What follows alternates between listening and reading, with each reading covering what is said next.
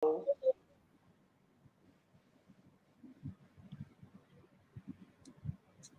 morning, good evening, wherever you are around the globe.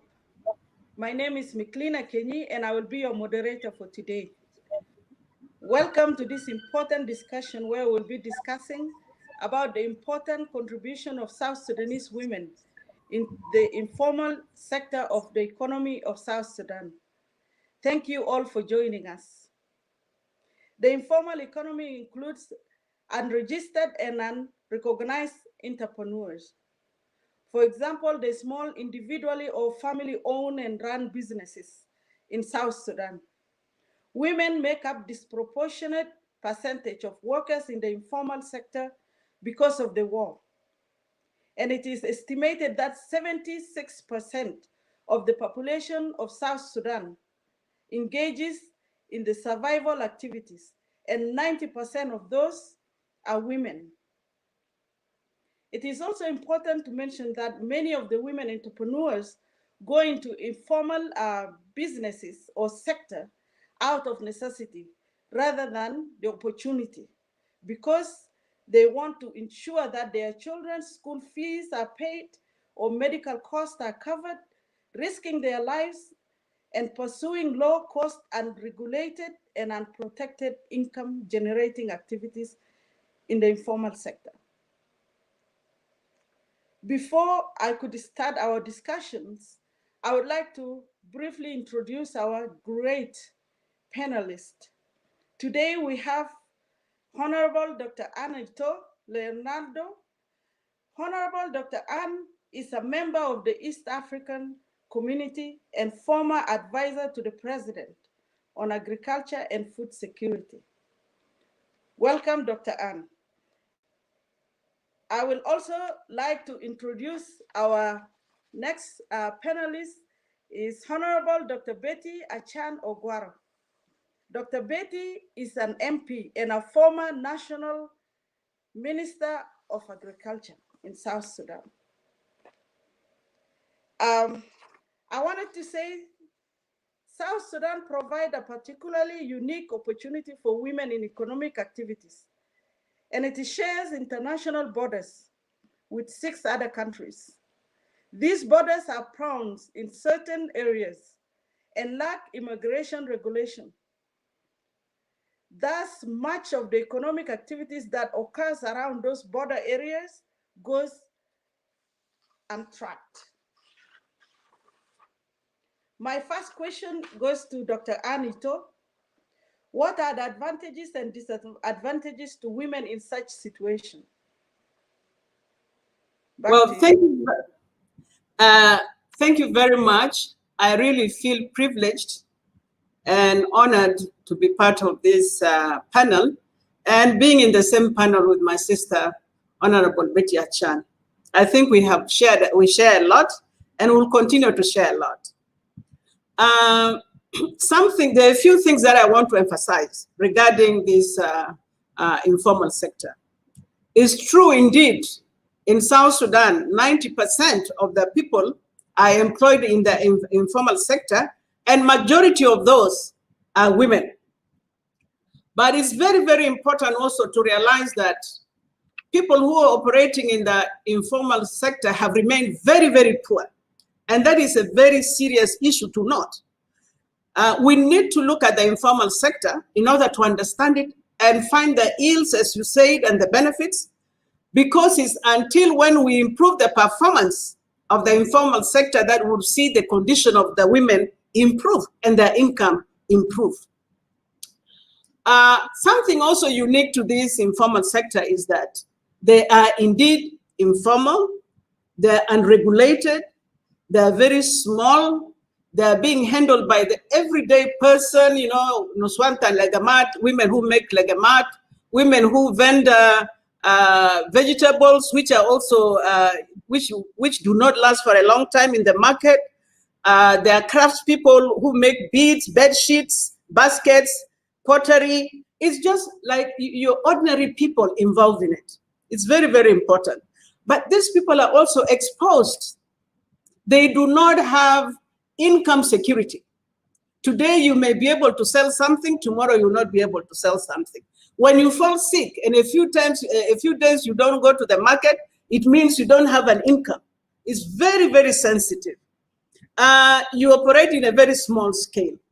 And other people are even forced to undertake very risky businesses like brewing alcohol. So, you need to have that picture of what people are involved in when you refer to the informal sector.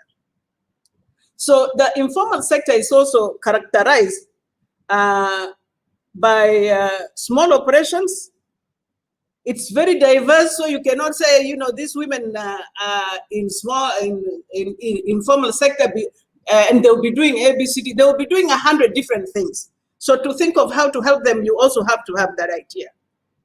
But they're unprotected, their income insecure, they work under very difficult circumstances, and they work long hours, sometimes 18 hours, to be able to earn a little money, and they're harassed, and they're marginalized and discriminated.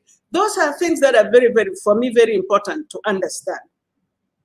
And you also say women go into informal sector not because of choice, because of necessity.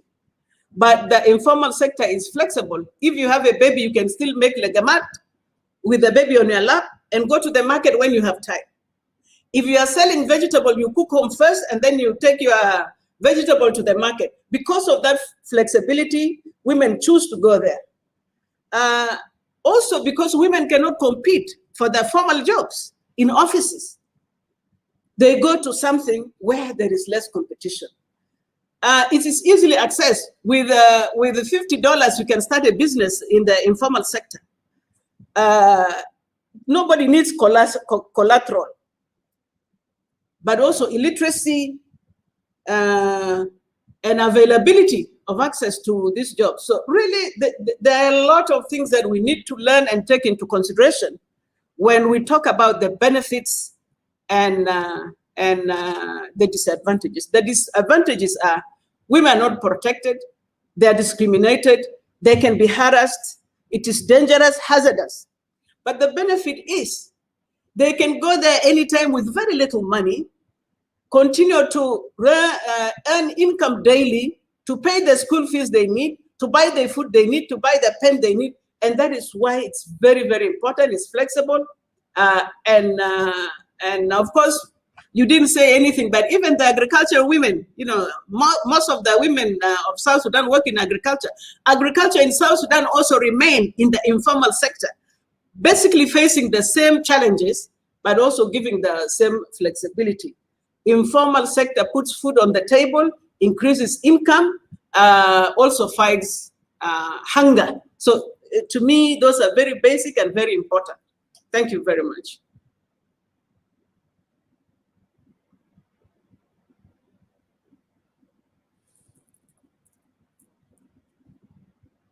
Advantages and the disadvantages of this. But I will ask Honorable Dr. Betty Achan, what are the advantages and disadvantages of these women, selling legamat for tarafsika, and those who are bringing their ngete every morning in the market and all of that? I know Dr. Anito explained, but what is your take on it?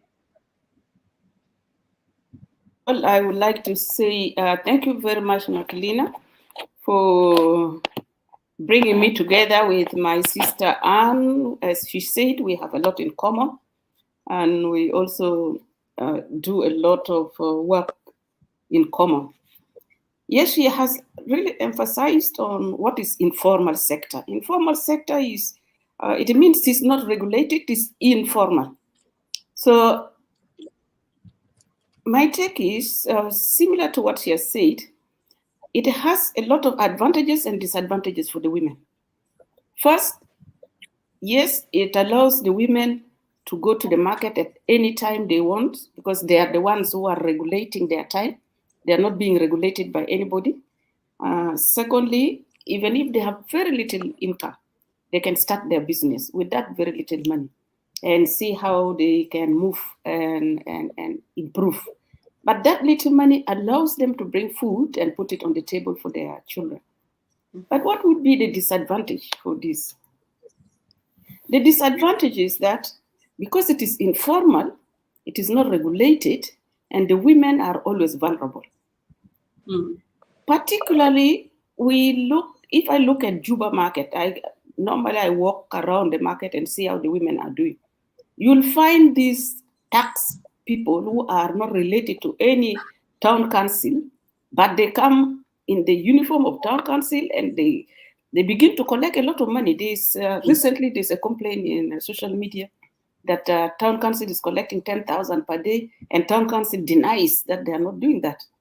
So this is one of the disadvantages to the informal sector, because you don't know who is coming and you have no voice to ask that, let me see your permission. They just tax you. If you don't give, they will destroy the women. They will just say you don't trade here. Secondly, the women are vulnerable. If they are sick, they don't go to the market. It means there's no income. So their income is not protected. There's no security on their income.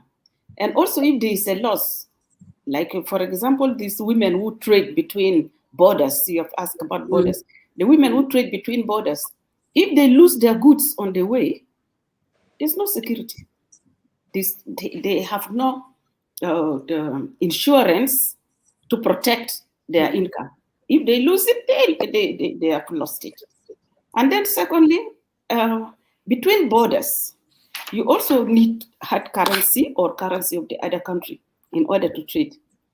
Most of these women cannot access hard currency. Let's look at Juba. The dollar that is being traded now is only being traded to formal traders through certain banks.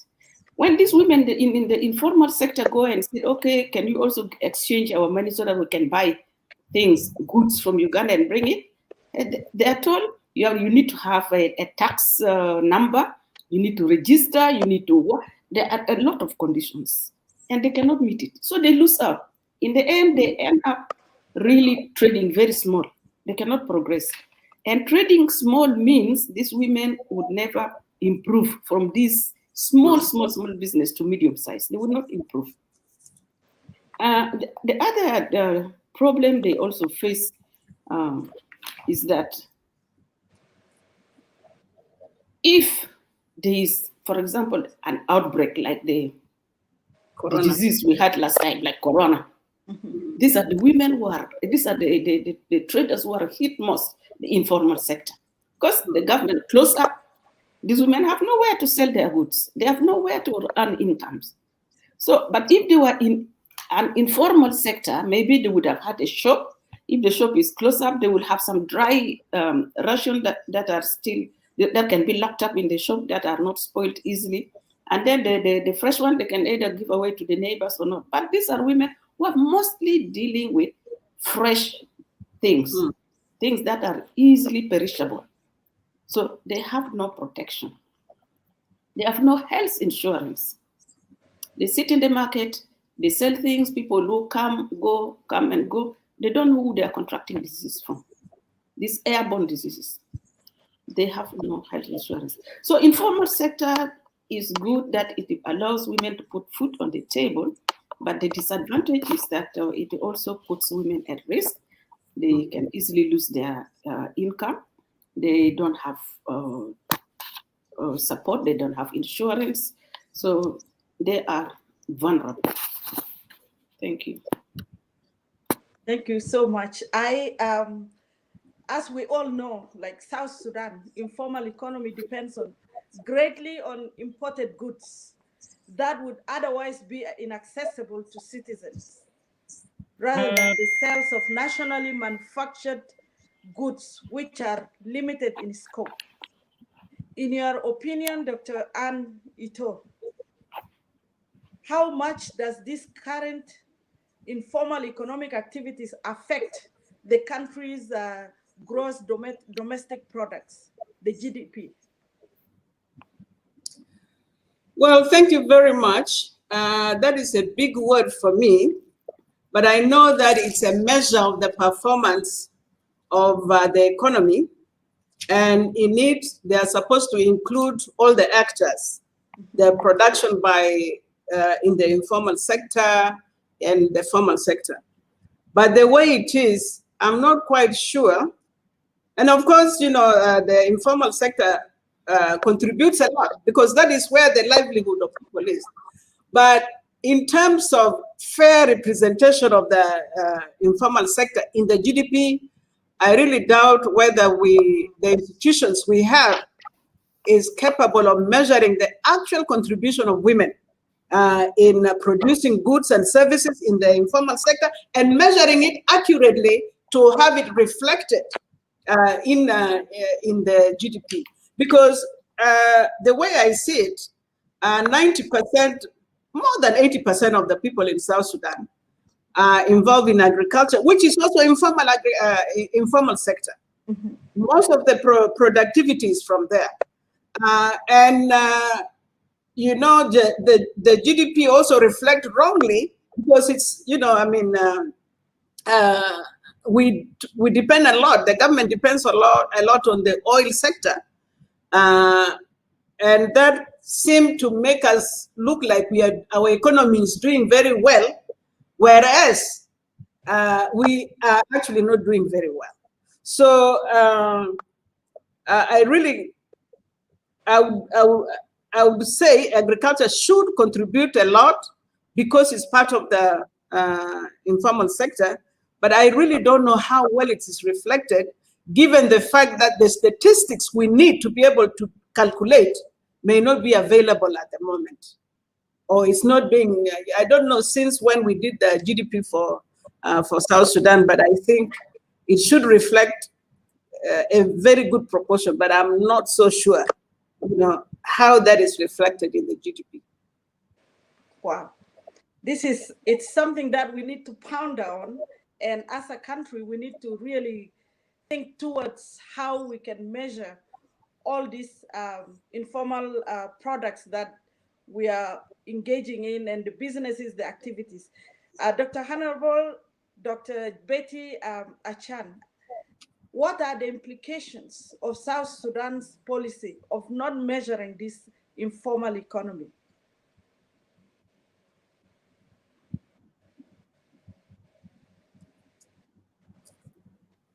I think you're muted. I am not, am I? Yeah, no, you're okay now. It's okay now. Yeah. Yeah, the government actually itself is missing out. As a result, it is underestimating the GDP of South Sudan.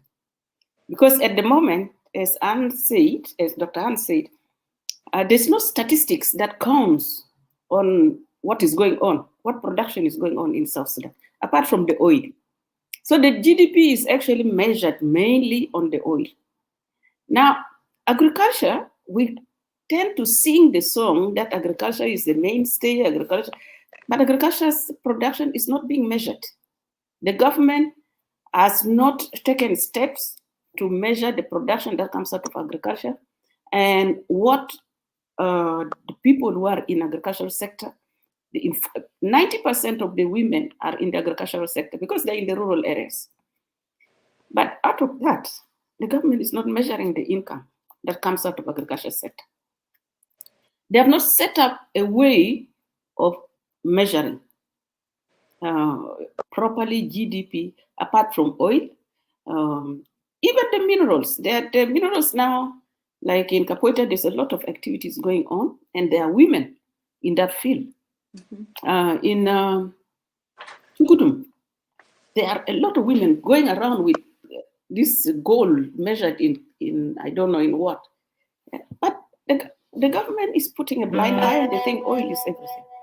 So there's a lot of disadvantages that is affecting the government for not measuring the other sectors. But what policy is there? I think that's the biggest question. There's no policy as such that would measure the income of South Sudan in every other sector. They are only relying on oil. So it is now time that the different sectors must begin to put up a way of how do they account for what is going on in the informal sector. And it is very difficult. It's something very difficult. As we are not even settle. We don't have policies in many places. This difficult area would also become difficult for them to set up a policy to measure how the informal sector can contribute to the GDP of the country. So as a result, the GDP of South Sudan is actually underestimated. Whatever they put up there, it is underestimated. Thank you. Are all because people might say we just came out from the war and what have you, with all these excuses that are always given to justify the situation the country is in right now. Honorable Dr. Ann, what makes women in South Sudan informal economic sector remain where they are today? Like, is there any way that people are trying to come up with setting guidelines or policies or things to help protect them, or there's nothing put in place? Thank you very much, Michelina. I think I will right away start with challenges in the informal sector. Most of the people involved in agriculture, informal sector, which includes agriculture, they experience low productivity, very, very low productivity. They're experiencing low productivity because there is almost no investment in these sectors. For example, for years, the agriculture has been receiving maybe, the other year it was 0.2% of the national national budget. Imagine what can you do with the 2.2% in agriculture. It means there is no research going on, no research is being funded, no agricultural services for the rural area being funded, no pest control, no roads, no nothing. If you are not investing in the development of that area, it actually affects the productivity. And then there is also access to markets. You've got to create markets for people to be able to produce more than they can eat. If there is no market, why should I be interested in producing more? Because it will rot. There should also be, some very basic value addition, because if I grow my crop for today and I don't want it to spoil, I can dry it, I can process it so that it can stay longer, and then it can get to the market. So access to market is a problem. Bad roads, very, very poor roads, where you have disconnect between the production area and the market area in the towns is a problem.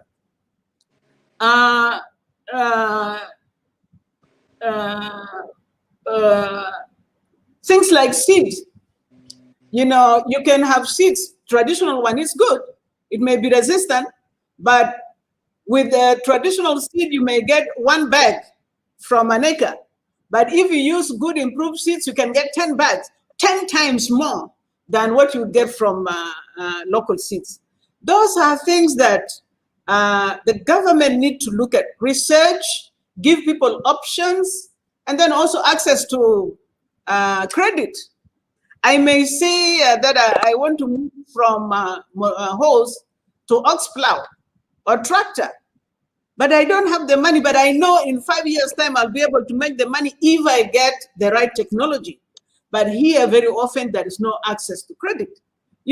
Finance, something that would enable farmers to acquire new technology, which increases their productivity and their production. So really, for us to be able to get out of this informal sector, first we have to improve the investment. 2, we have to improve technology. 3, we have to educate people, let people know better ways of farming, better ways of doing business. Number 3, connect people to market. If you don't do that, forever, year will come, will remain in the subsistence farming, and then we'll still be doing legume instead of doing cakes using solar or something like that. So So really, we have to be, we have to pay attention to what is going on in our own sector, but what is going on in the world, the technology available, and how other people are doing their things, so that we think about improvement. But we must put our money where our mouth is. We just say, we'll be food sufficient, and then you don't put anything in the agriculture sector. Thank you. Thank you so much. Knowing that we don't have security, let's say informal economy doesn't have any security, like both of you explained earlier. What will be the advice you give to especially women who are engaged in this informal sector? Because it is like kind of easy, and with the small money you can start a small business. Honorable Betty, what will be your advice to women who are engaging in this kind of activities? It is very difficult, because security starts with peace. If there's peace in the country, then there would be security. Then the women can feel safe to trade, formally or informally. At the moment, because even there is no security in the country, that's why many of the women are in the informal sector. They cannot access the jobs in the formal sector, so they have to end up earning their livelihood from the little they can put on in the market. And then, how can I advise the women? The only thing I can advise women is to be alert, be vigilant. We know that they are trading on small and low income, and that they don't have savings. But it would be important for the women to begin to think of savings. Even if you save so little out of what you produce, out of what you earn, it will help you. It is not useful to save in the house. I know banks in South Sudan don't give interest, but at least there's security of your money if you put it in the bank. If there's war in the country and you run away, your money in the bank is still your money. If your house gets burnt, the little you have in the house, you may lose it, but you can still have. And thieves tend to follow, by the way, the women who are in the market. Thieves tend to follow these women, and they have to watch out that every day they finish the business of the day, they have a way to save that money, because they can lose it through theft. And there is no way in South Sudan that if you lose your things through theft, the government will help you to trace the thieves and arrest them. Nothing. You lose, you lose. So insecurity is very high, and the type of jobs they do in informal sector is very insecure. Look at the women who brew alcohol. And I heard that Eastern Equatoria has now banned the brewing of alcohol because they say it is destroying their people. But look at the women who brew alcohol. Their income is not secure. Whatever they put into the alcohol brewing, men come and borrow the alcohol, they drink it, and they say, we'll pay you, and they may never pay again. Or they'll drink, get drunk, and beat you on top. You are insecure. The women who go to the market, as I said, they can be followed, and the money is taken out of them. So they need to be very vigilant. And I want to also urge the government that they really have to look at these women in informal sector, that they should give them a little bit of boost so that they can move out of the very, very low income activities to some kind of middle size activity. Because now the government is making the rich richer and the poor poorer. The other thing women should really watch out is when they cross borders to go and buy goods from the other side. They pay a lot of tax on the way. Yeah. First of all, tax to cross the border, and then tax on their goods. Yet we have the same government that allows foreigners to bring in goods with very little tax. My advice is the women really need to group themselves so that they have a voice, because critical mass is also important in improving livelihood. So if the women in the market can form themselves into an association of the women in the market, and then find a way of reaching out to the government so that the government can supply them through cooperative. Because I know in Juba, when there are hard times, the government bring things and give to men to sell in cooperatives through the formal sector. But the women who are in the informal sector miss out on this. So it is important also for these women now to group themselves into a kind of a cooperative, so that when the government is giving out to cooperatives, to men who have shops, they should also go and say, we are an organized body. We also want to get what the government is giving out at low cost, so that we can also sell and gain. Dr. Ann talked about agriculture. She talked about no access to roads, to the market, no access to credit. It's going to be a very long time for women in informal sector to be able to get access to credits. I tried when I was the minister Minister of Agriculture, to see that maybe the women in the rural area can get some credit. We managed to discuss and agree with some banks, and the USAID that was going to help us out, but it didn't work because the war broke out. But what disappoints me more is the organizations that give some little income to women in the rural area to start up projects or even to improve their agriculture. These organizations don't allow the women to even cultivate, harvest, and sell. Immediately the next month, they're already asking the women to pay back. So you'll find that many women, because they want the security, they will get the loan, they will not use it, so that they pay, and they will pay from the loan they got. So what have they done? They have not saved themselves, they have not secured anything, they have not improved themselves.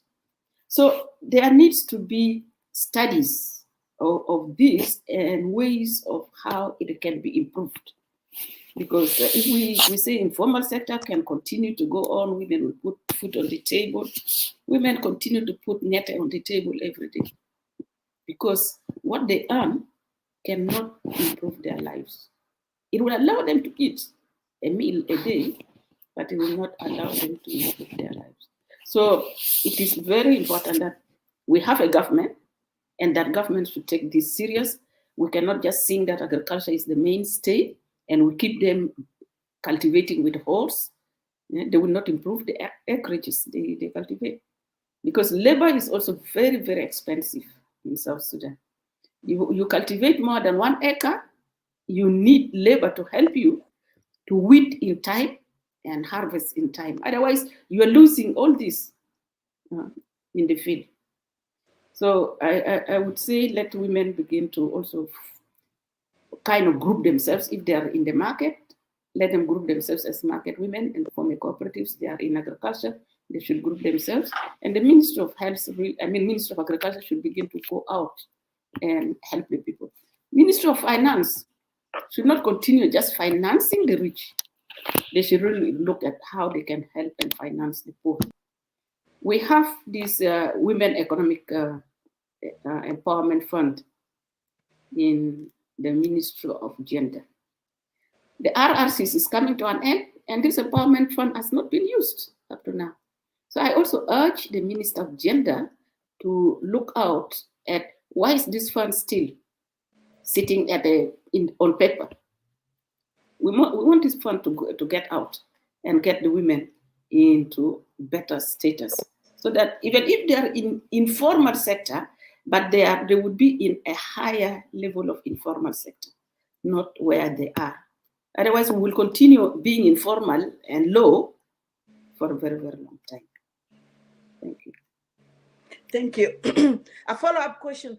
Do you think it's time for women to come up with a informal labor union or something that can bring them together? And what will be the motivation to motivate women to think like it's time now, we need to come together and form something so we can have a strong voice whenever we are faced with a difficult situation?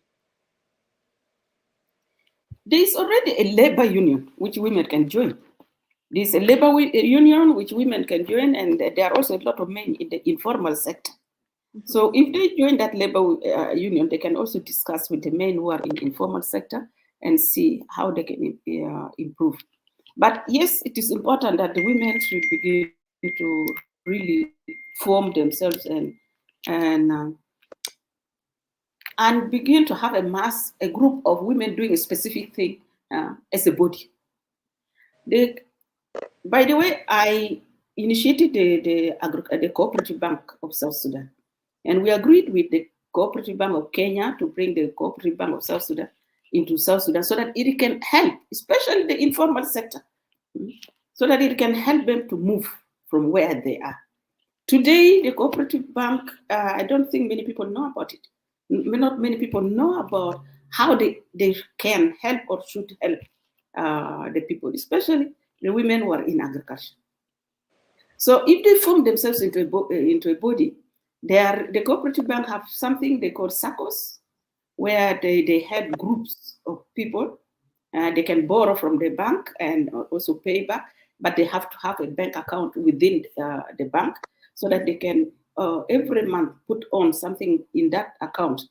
With that, the Cooperative Bank doubles what they have. Then they use that money to improve themselves as a group. This has improved a lot of informal sector in Kenya. You see a lot of SACCOs, minibuses, taking people here and there, even banks. So we need to begin also to form ourselves into a body that can help us. Because single-handed, these women, their income is too low to improve, not even to meet what a bank would ask from them. Thank you. Thank you. Honorable Dr. Ann, do you have any advice to women? Do you have any advice to women in the informal sector in South Sudan? Are you hearing me? Yes. Okay, thank you very much. I want to go back a bit on part of the question that Honorable Dr. Betty answered. I would want to say that coming together for women is natural. In the villages, as they, during marriages, during naming of children, and if you want more, you feel to be clean more, that women are used to coming together. But now what we are asking is how to do it differently so that it benefits them. Mm-hmm. Women even do this sandu where they collect big amount of money. Some even end up collecting 20,000, 30,000 per week, and it's given to individual. But instead of using that to maybe expand their businesses, they go around buying things for their family, for their household, dolabad, and stuff like that. So really, women have a nature of working together. But how do we get them to be strategic in the way they get money, in the way they come together, in the way, and show them how to organize themselves and borrow money, not to spend, but to invest in something that would improve their lives. I think that is the center of things. How do we get these entrepreneurship ideas into women? It's not just about taking care of their family, having enough food, but you need to think about tomorrow. How do you make enough money today so that tomorrow you will not have problems? I think my advice to women is entrepreneurship. Some women think if you have an entrepreneurship spirit, you're a bad woman. Galea, you love money too much. It's not. Money helps you as long as you use it wisely. Let us look at ourselves, use our skills, come together. And I'm not going to repeat what Betty has said. There are a lot of opportunities out there. There are banks there. Now, what government should do actually is to make sure that these banks do not ask for collateral, because even if women come into cooperative, when they go to the bank, they'll say, bring this. Who has a house? Put the land title here and bring that one here. It really discourages women. And then the other thing is, the interest rate. I've also borrowed money before to invest in agriculture. The interest rate is so much that if you are not careful, in the end, you lose your collateral. They may take your house, they may take your what. But all this would have to be packaged in the form of education to inform women. I think we need really to go out there to women and explain to them. how to move from point A to point Z with sufficient support so that they can look forward to a better life, but also making their own contribution. That is really lacking. Yeah, you know, I mean, a lot of our women are not exposed. They have always been housewives. They have worked in the market, but they have not seen how successful women, how many successful women are there in Uganda and in Kenya, in Ghana. They also need a bit of exposure so that they don't give up when things become difficult. So we really need, I mean, it's good to come together, but also there should be continuous support from the Ministry of Gender and also from women organizations to really hold hands with these women until they're out of the woods, because moving from subsistence farming and from this petty trading to a real business takes a lot of willpower, a lot of knowledge, a lot of patience, and a lot of good management. You cannot just spend your money and you buy baby food, and then tomorrow you think you will still have a capital left to invest. So really, I think the government, and also taxes, the taxes are too heavy. You know, the government need to begin thinking about relieving some of the taxes, and also the procedure for registering businesses is really so much. You know, the ordinary person cannot, they are talking about thousands of dollars, some of them. Yeah.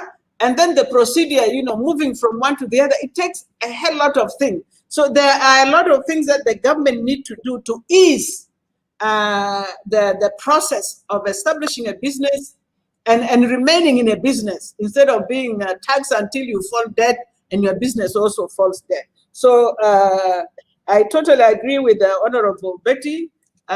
We really need to get help out there to the women, but the women also have to help themselves, because a lot of them have money, but some of them don't know how to use it wisely in order to be able to move out of the informal sector. Great, thank you. I think one of the, there are two levels. One level, the government needs to ease on their taxes on this informal sector and put in place like insurance system. For example, insuring women who are running into a business or doing informal sector activities, they need to have a way of having insurance to bail these women out whenever they fall down with their with the businesses they do. And then the other thing also, like for example, Mama Zahra in Juba, it looks like she's the powerful woman and she has conquered ways of doing businesses. And of course, it's like a food business, like restaurant. So maybe someone like Mama Zahra can help educate women, and government should use her to conduct workshops and conduct awareness, what she does, like the techniques of how to survive these informal businesses, and how to advise women to come up with ways of, for example, if I do the restaurant business today, I don't want to see maybe someone doing, my neighbor doing the same business and we are all in the same location. So maybe then there should be an awareness way of like how to run businesses and how not to compete with each other. And government needs to have insurance system to help those who might fall from whatever business they do. For example, like farmers, women who go into farming, sometimes there will be droughts. Nothing will come up from what they grow, you know? So we need like government to really step up first to mentor and to help put in place a structure to help people who are in this kind of informal businesses. So now we have been really challenged by this strange virus that have really crippled the world. What are the implications of COVID-19 pandemic on women's economic activities, since they are mostly in informal sector? Dr. Henry, Honorable Dr. Betty.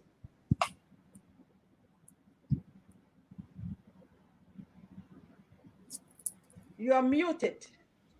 I am muted from the center. Oh, okay. Are you able to hear me now? Yes. Yeah. Okay. I want to go back to what Dr. Anna said about women, if they want to raise, how they can use the money, their money properly. South Sudanese love luxuries without thinking of tomorrow. Today, if they get money, they will rush into buying clothes. We have a lot of clothes, all of us, in our houses that we don't use. Even these women who are in the informal sector, however little money they have, instead of investing that money or keeping that money to improve, they will add more clothes to themselves. Yeah? They will have kojorona, pile up substances that we don't even use, we don't even cook with. Yeah? When times come that we need to use substances, we go and borrow from our neighbors. And yet we have ours up. So women must begin to see how best can they utilize their money. Is it better just to accumulate things in the house or to improve your business to get further? And you talked about getting insurance, the government giving insurance to a government cannot give insurance unless the people are registered.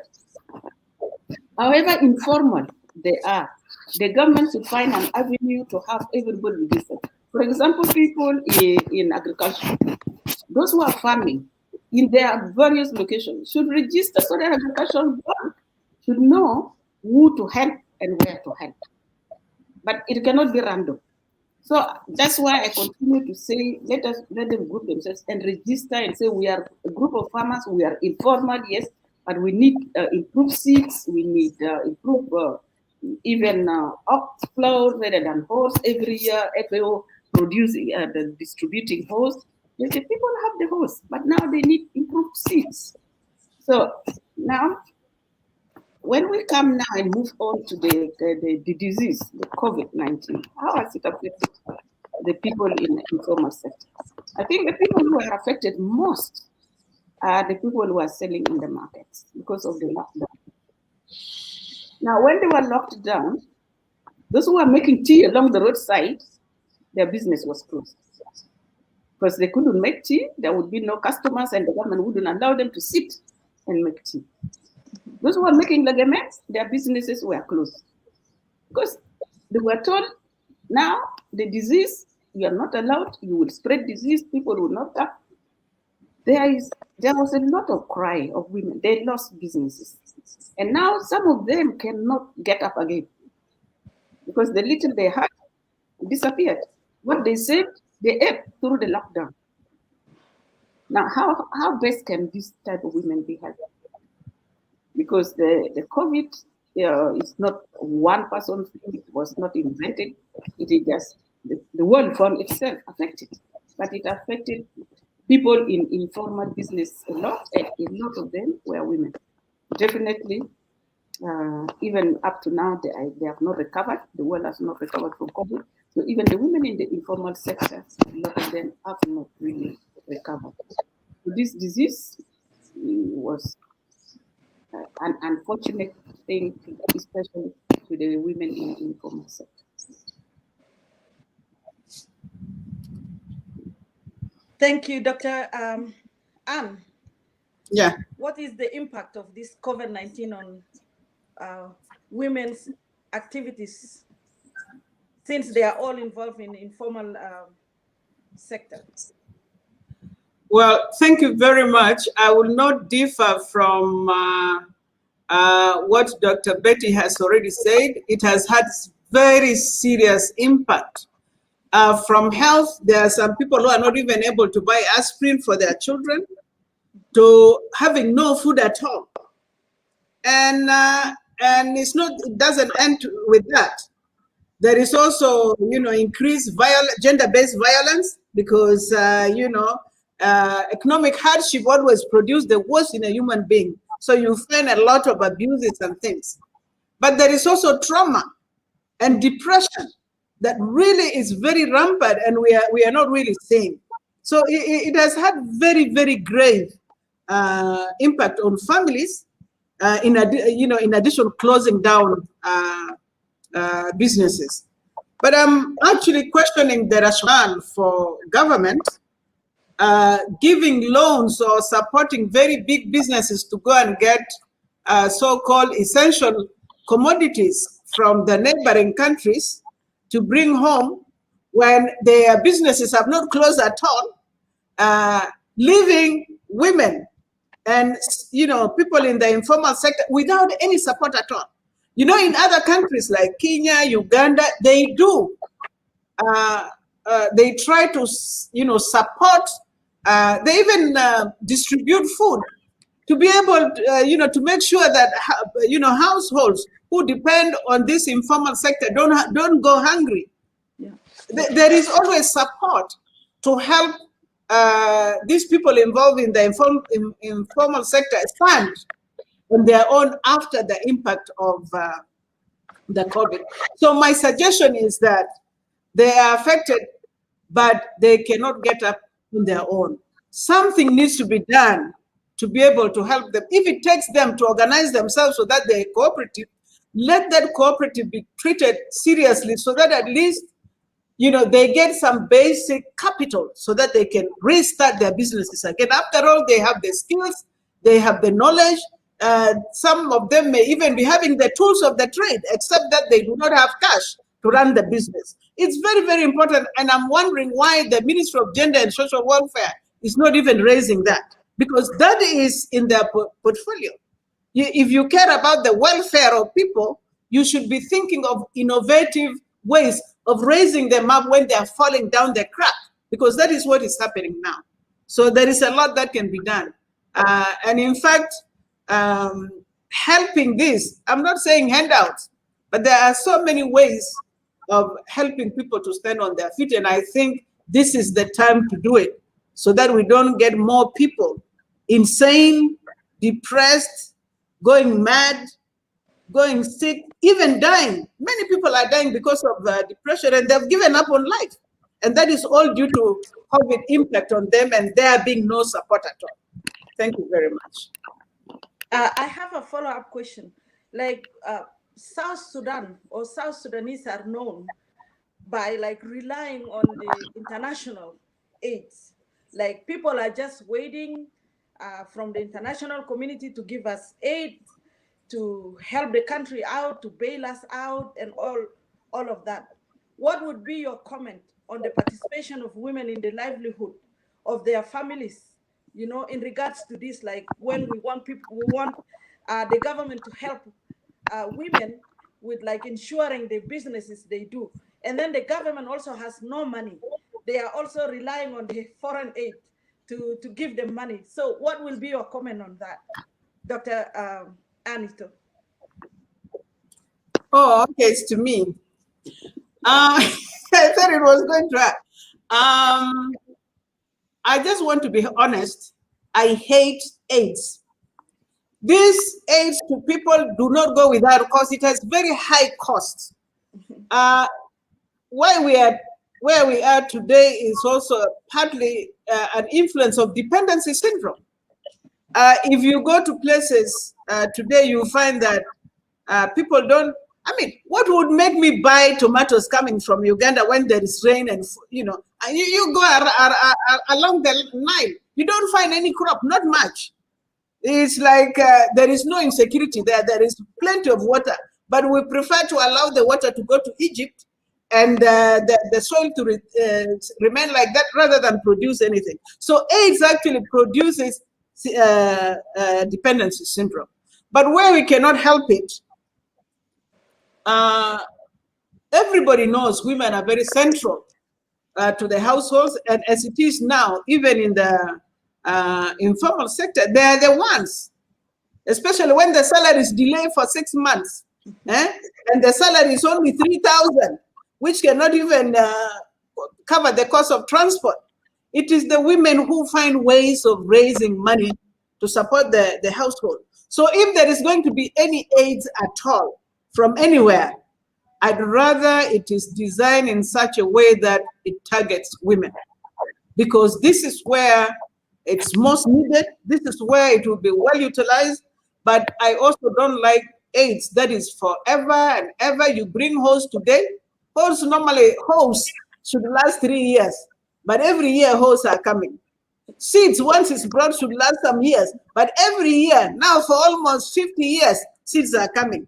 Where is the capacity that is supposed to be built? Because this aid is supposed to supplement, is supposed to produce capacity so that in a short time, people will be able to do things for themselves.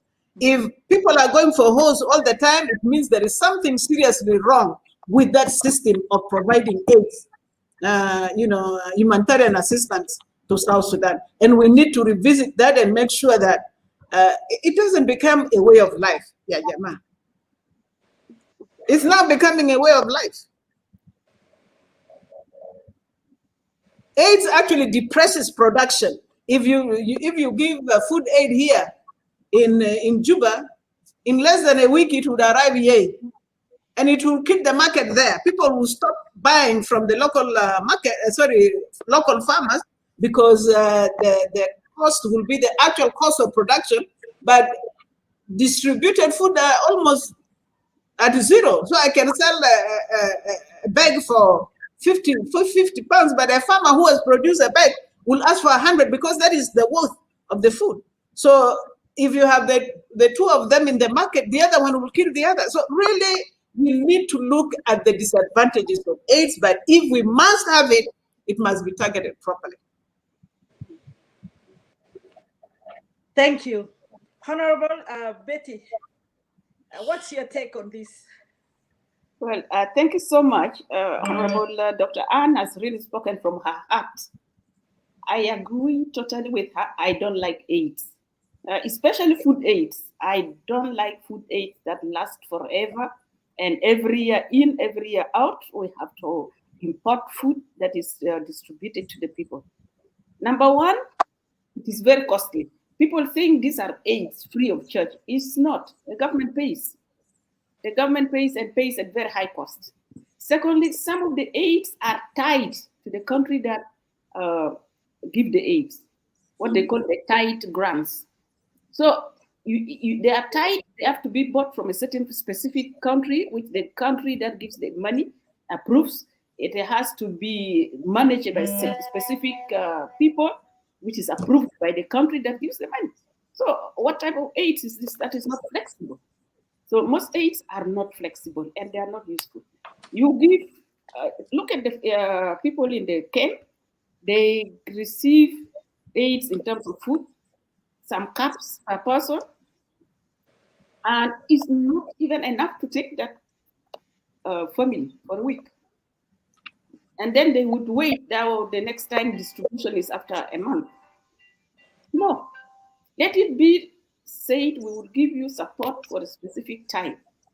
After that, you have to depend on yourself. So our people also need to get out of really AIDS. They need to get out and begin to depend on themselves. Secondly, there are organizations that give us like seed aid. Why do we buy seeds from Uganda?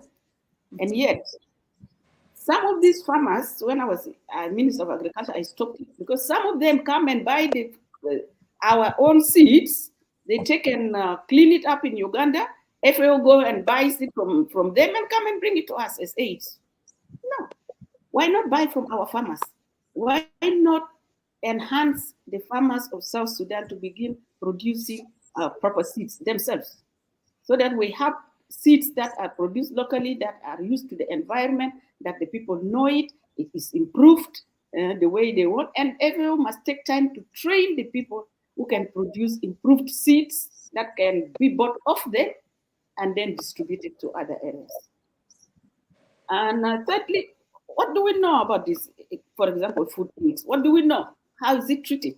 What is inside it? There are a lot of rumors that, oh, maybe they also treat it so that our people become whatever. So, why don't we rely on our own? Aids are good, but for a short time. It should not be something that is forever and ever. And then our people will stop producing because they know they will get some little food there. They will go and sell some of it. And then also the people who are now helping to distribute begins to find a market for themselves and get richer and richer. No, that's not how we want to manage this country we fought for. We want this country to be independent, self-independent, self-reliant, so that people who help us would help us to start up, to get up. But after we are now walking, we should run by ourselves. We cannot keep crawling and then crawling, and every year we are crawling. No, we should crawl, ask for the support, but once we get up, we should run and run for ourselves. And that should be encouraged and should be given as a condition, so that the people who receive the aids also know that there is a condition of tight to this aid. It is not endless. Yes, we know that this is also job creation for the countries that give us the aid, but let them also create job for the country they are giving the aids to. They should create job by improving the productivity so that the people can employ.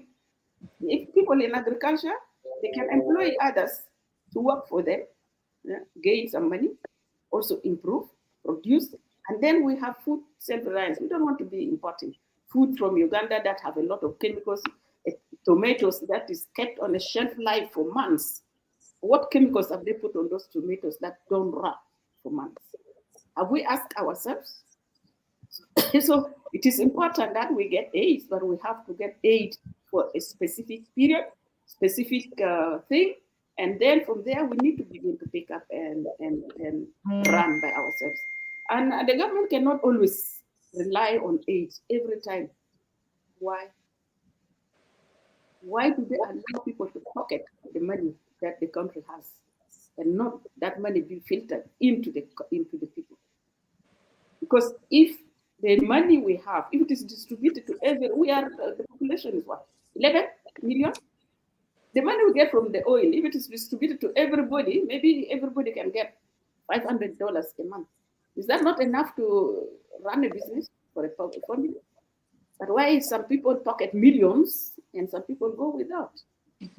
And then we are looking at AIDS and say international community, everything, every time something happens, like flood, we run crying, international community should come and help us out. Why have we not said the government should come and help us out?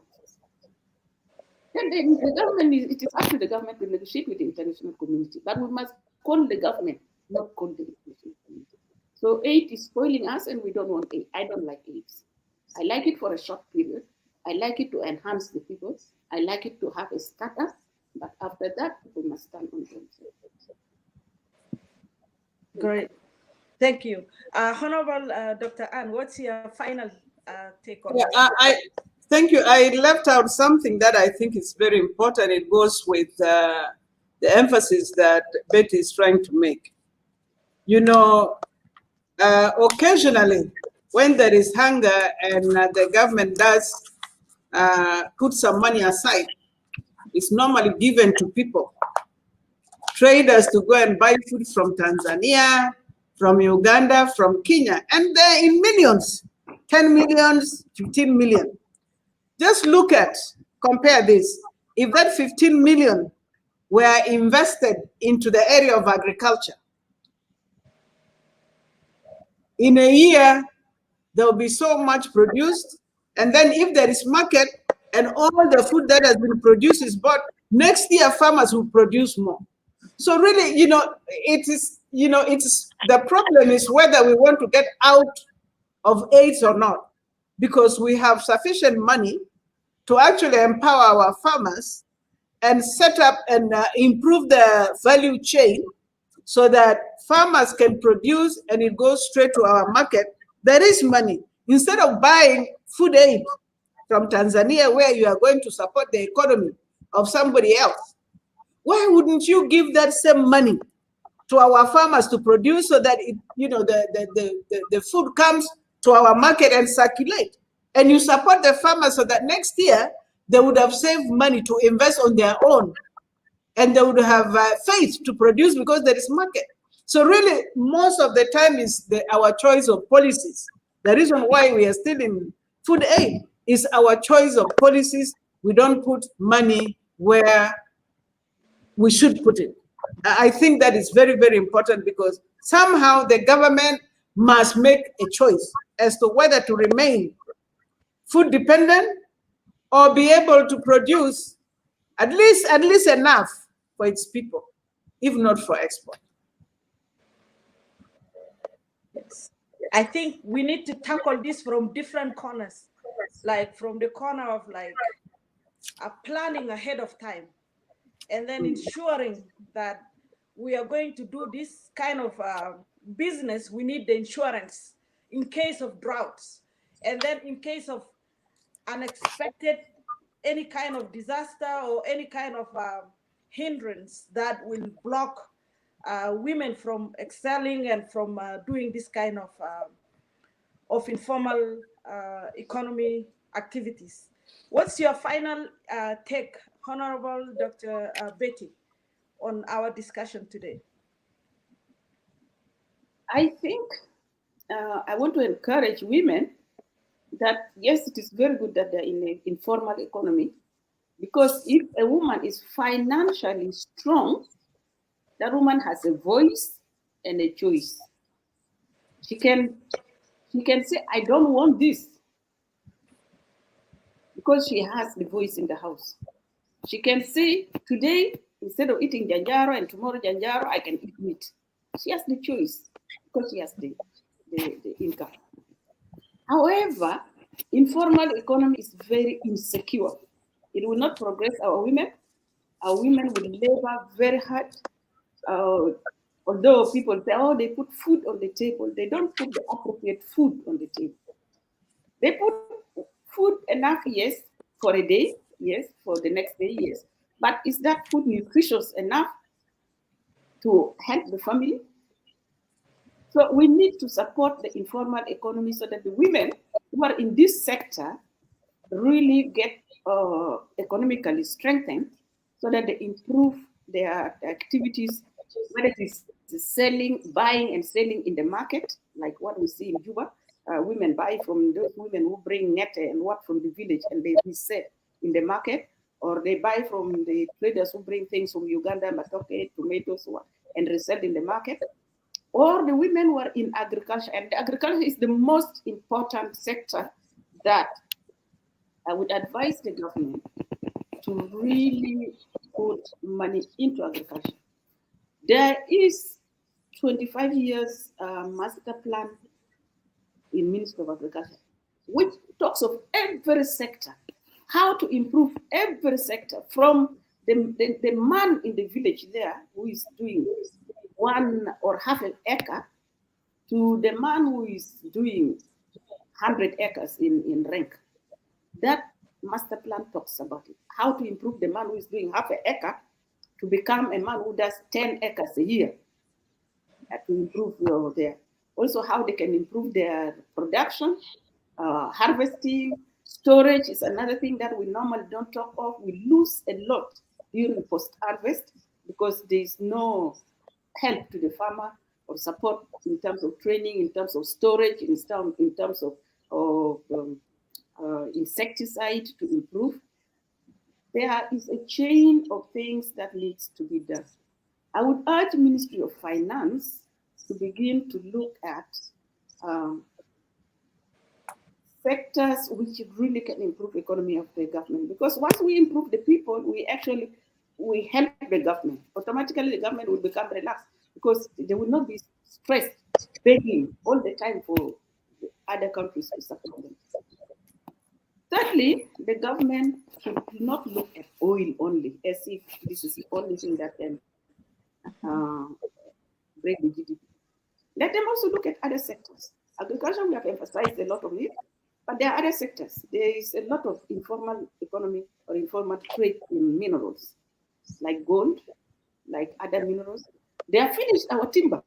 This was informal. The timber is finished. The women didn't benefit. It was the main. But if the government can enhance even planting of trees that are economical trees, so that in future they can benefit the government, this will also help to improve the informal sector to become a bit formal. So that is my advice. And then women, please organize yourselves so that you can register your informal business. Make sure the government knows where you are, what you are doing. If you have difficulties, you have a way to go and tell the government we need support because we have gone into difficulties. At the moment, the government will just say, we don't know you, but the government needs to know you because it is you who is making this country survive. Without the women and without the informal sector, the country would have already been finished because everybody would have gone into refugee somewhere. The women are holding them together through the informal sector. So I want to praise you, women. I want to appreciate you. I would like you to be supported better. Thank you. Thank you. Honorable Dr. Ann, any final word?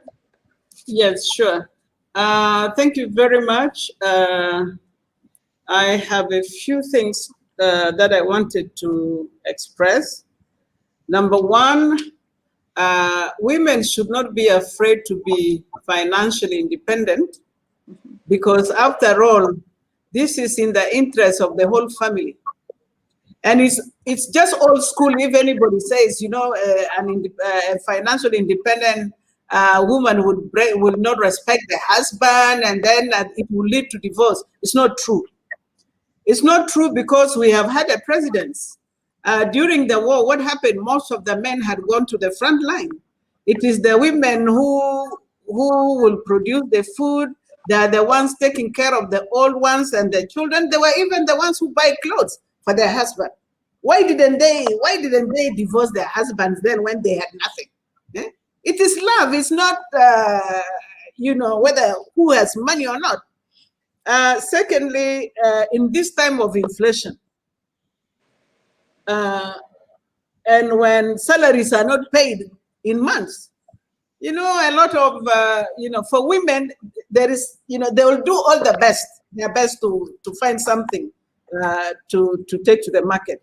And in fact, I've heard men comment that very proudly that, you know me, I don't have money, but you know my wife. Eh? A lot of men now refer to their wives, not in a bad way. The fact that she's able to take responsibility and bail them out of the financial hardship. And then finally, of course, Corona also, due to Corona, a lot of businesses closed.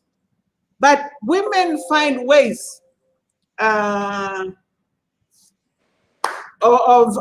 my battery is running down, ways to find money. So really, women, I don't want you to believe anybody who's telling you this nonsense of being financially independent will lead to divorce. It will not. Your husband instead would appreciate you more, or your spouse. And I agree with all the comments from Betty. The government needs to do more, but the women need to begin taking themselves seriously. You know, nobody is there looking out for you. Everybody is struggling.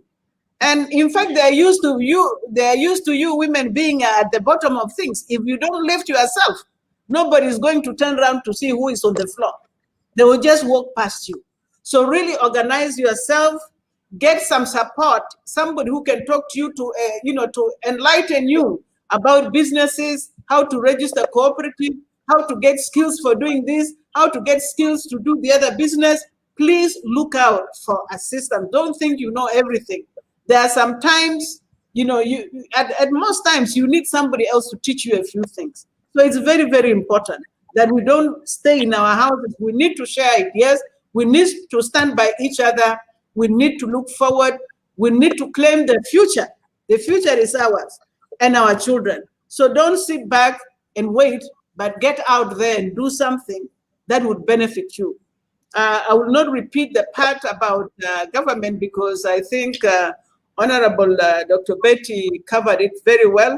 But where we will be tomorrow is up to us as women. It's up to us. It's nobody's, up to us. If we want to be here, where we are poor and miserable and very vulnerable, we'll remain like that. But if we don't like it, let's get up and do something. Thank you very much. Wow, thank you. If we need to empower ourselves, we need to stand up for ourselves. We don't need anybody to come and stand up for us. It is us who can liberate ourselves. Thank you so much, both Honorable Dr. Ann Ito and Honorable Dr. Betty Achan, for this great discussion.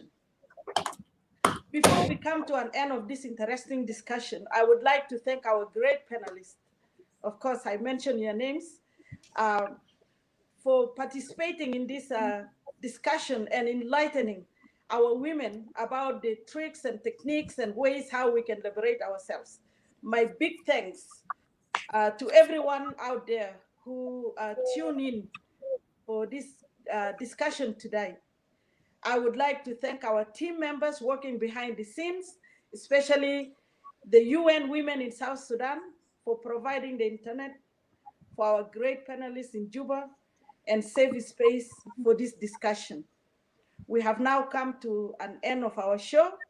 Good morning, good evening, and good night to all of you wherever you are. Thank you, and may God bless you all. Thank you so much. Thank you so much. And thank you to the You people. did a good job. Thank you. Thank you, Maklina. You are Thank you. great.